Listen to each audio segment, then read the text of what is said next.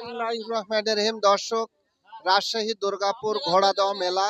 আপনারা জানেন এই এই যে স্পিরিটটা বোর্ড আছে মাওঘাট থেকে, আসলে মানুষকে বিনোদন দেওয়ার জন্যই, শুধুমাত্র বিনোদন দেওয়ার জন্য এই ভাইটা এখানে আসছে।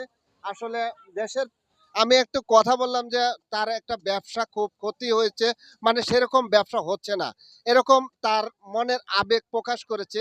আমি আসলে তাকে বললাম যে আসলে ভাই, আপনার এখানে আসে কেমন সুযোগ সুবিধা পেয়েছেন? সুযোগ সুবিধা মানুষেরই পকেটে পয়সা না থাকলে সুযোগ সুবিধা পাওয়া যায়। আমরা সুযোগ সুবিধা মানুষেরও সেমন পাইনি, আর মেলায় কবলে লাগলো। এখন আচ্ছা। দেখা যাক, যদি ভালোভাবে মেলা লাগে তাহলে অনেকগুলি টাকা খরচ হয়েছে। তো এখন মেলাটা আপনার কেমন কেমন লাগছে? মেলা ভালো লাগছে। মেলা ভালো লাগছে। মেলা ভালো লাগছে, কিন্তু আচ্ছা, বেচা কিনা না হলে।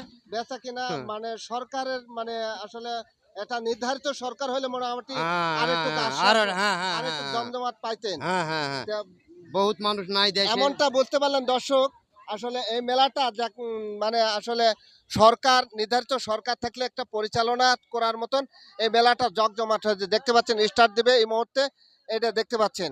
এই যে এই যে জনগণ, ধন্যবাদ।